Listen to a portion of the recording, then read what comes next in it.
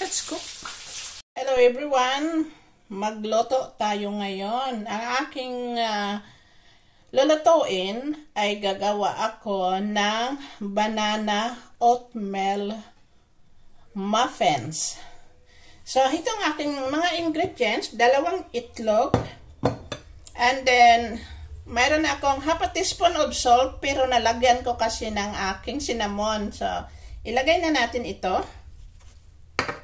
And then, meron na akong 50 grams of butter at 1 half cup of oil. So, samahin na natin. And then, haluin natin.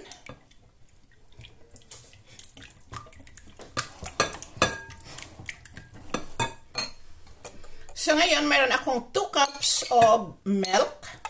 At nilagay ko na yung aking baking powder. So, idagdag na natin dito.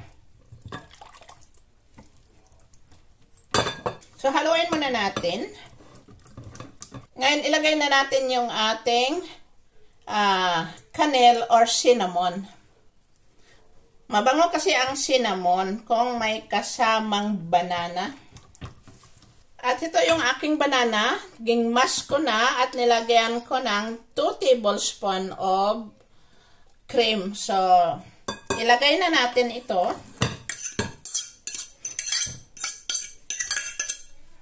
Sa itong recipe ko guys, ay napapansin ninyo na wala akong sugar. Kasi yung aking saging ay hinog at ito yung aking oatmeal, matamis ito. Ito ang aking gamitin ngayon sa aking pagluluto. Bali, 4 cups itong oatmeal ko. Ngayon, haluin muna natin ito. Masarap ito na pang breakfast with coffee. Ito ay very easy na klaseng recipe. Madali lang. Pero kung kayo ay gusto ninyo na lagyan ninyo ng sugar, nasa sa inyo naman. But ito, kasi as much as possible, minimize ko yung sugar. At ito ay may sugar na. So ngayon, ihalo na natin yung aking oatmeal.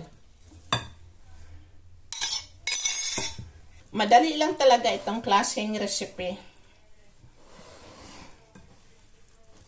So ito na siya, oh. Ready na. Pwede nang iloto natin.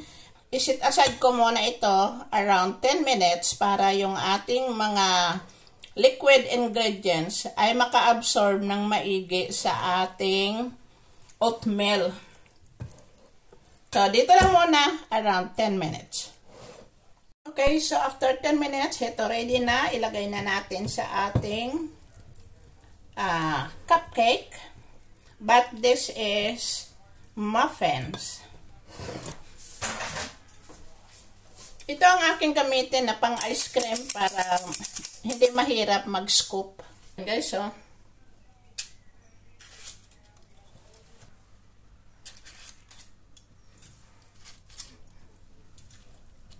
almost finished na ako dito.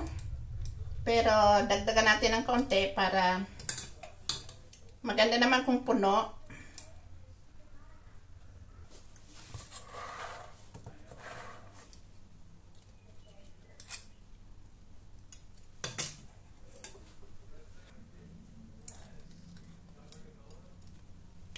So, ito na guys. Ready na.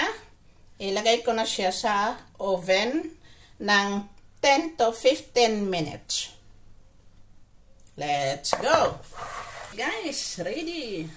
Look at that. Pero mainit pa. Ayan.